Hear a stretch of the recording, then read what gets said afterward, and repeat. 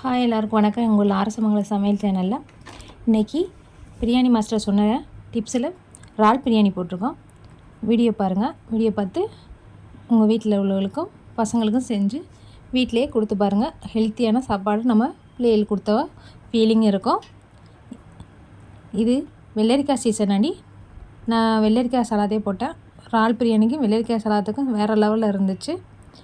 Video பிடிச்சிருந்தா like பண்ணுங்கள், மறக்காமல் சப்ஸ்கிரைப் பண்ணுங்கள்.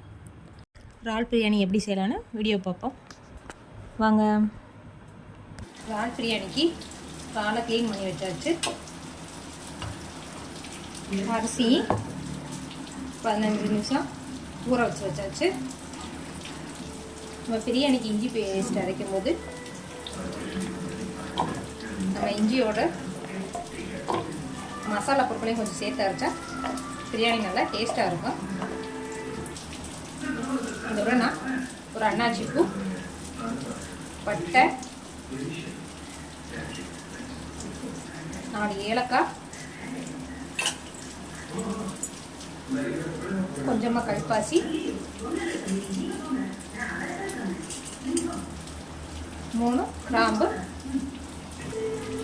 முந்திரி பருப்பை வறுத்து போடுறதோட இதோட சேர்த்து அரைச்சோம்னா நல்லா ரொம்ப டேஸ்ட்டாக இருக்கும். எல்லாத்தையும் டேஸ்ட்டாக அரைச்சிடுவோம்.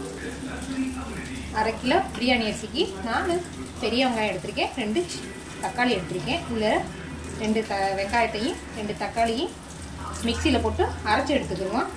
இதில் வெட்டி போட்டு சேர்க்கறதோட அரைச்சி போட்டு சேர்த்தா ரொம்ப நல்லாயிருக்கும். இதை கொஞ்சம் குறைன்னு அரைச்சிக்க வேண்டியதான். ரொம்ப பேஸ்ட்டாக அரைக்கணும் அவசியம் இல்லை.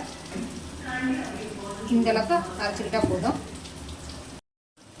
அடுப்பில் ஒரு பாத்திரத்தை வச்சு கொஞ்சமாக எண்ணெய் ஊற்றிக்கிட்டு இதோட 2 ஸ்பூன் நெய் சேர்த்துக்குவோம். எண்ணெய் சூடாகும். நம்ம வெட்டி வச்சுருந்த வெங்காயத்தை நல்லா பொன்னிறமாக வதக்கி வேண்டியதான்.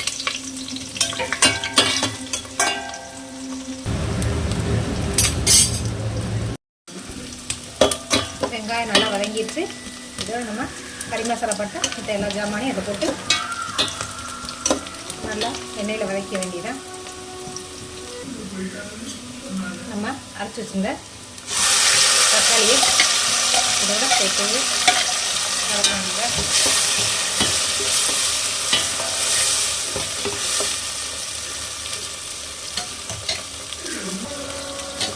இதோட இஞ்சி பேஸ்ட்டு, மசாலா ஜாமான் எல்லாத்தையும் சேர்த்து அரைச்சி வச்சுருந்தோம்ல, அதையும் இதை போட்டு நல்லா பச்சை வாசனை போகிற வரைக்கும் நல்லா வதக்கிட வேண்டியதான்.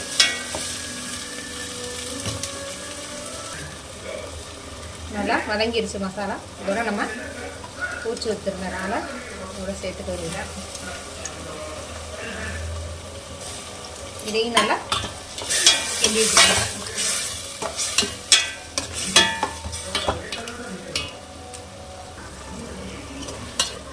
நல்லா வதக்கும் போதே நல்லா பிரியாணி ஸ்மெல் அடிக்கும்.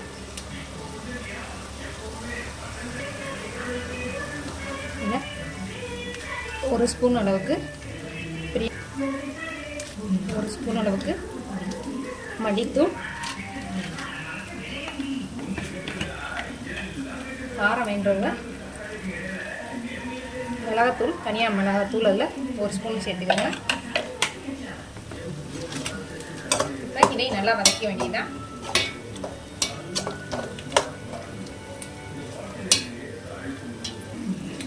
நம்ம பிரியாணி பொடி அதிகமாக சேர்க்கலை.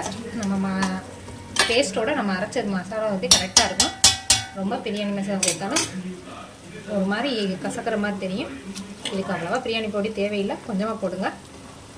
இதோட நம்ம அரிசி ஊற வச்ச அரிசியை பாஸ்மதி அரிசியை கலந்துக்க வேண்டியது. அரிசி போடும்போது அடுப்பை கொஞ்சம் சிம்மில் வச்சுக்கிறோங்க.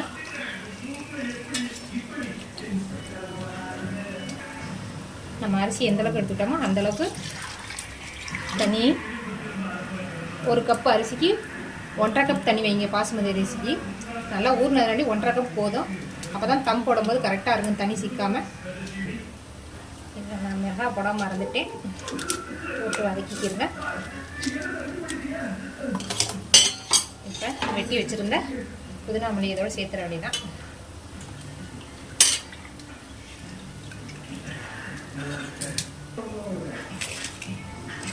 தேவையான அளவு உப்பு சேர்த்து நல்லா கிண்டி விட்டு ஒரு தட்டு போட்டு மூடிட வேண்டியதான். நான் இதில் கலர் ஒன்றும் சேர்க்கல, வீட்டு மிளகா அப்படின்னாடி கலர் கம்மியாக இருக்குது. ஆனால் டேஸ்ட்டு தான் நமக்கு முக்கியம், நம்ம கலர் தேவையில்லை வீட்டு சாப்பாடு செய்கிறதுனாடி. இதில் நான் தயிர் சேர்க்கலை, அரைப்பாரெல்லாம் லெமன் மட்டும் புழிஞ்சு விட்டுக்கிறேன்.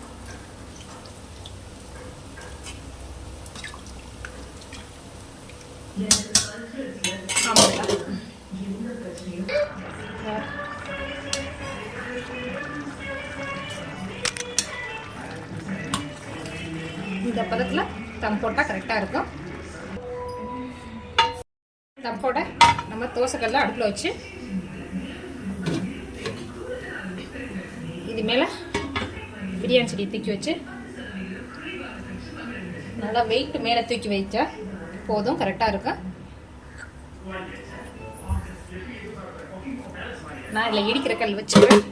நீங்கள் அப்படி இல்லைன்னா ஒரு பாத்திரத்தில் தண்ணி தூக்கி வச்சு அதில் வச்சிடலாம். அடுப்பை சிம்மில் போட்டுக்கணுங்க.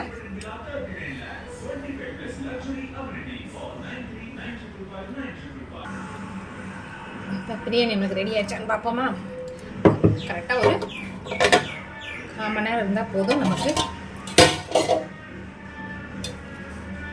செம்மையாக ரெடி ஆயிடுச்சு. தனியாக ஒட்டாமல் பொழு பொழுன்னு இருக்கு பாருங்க.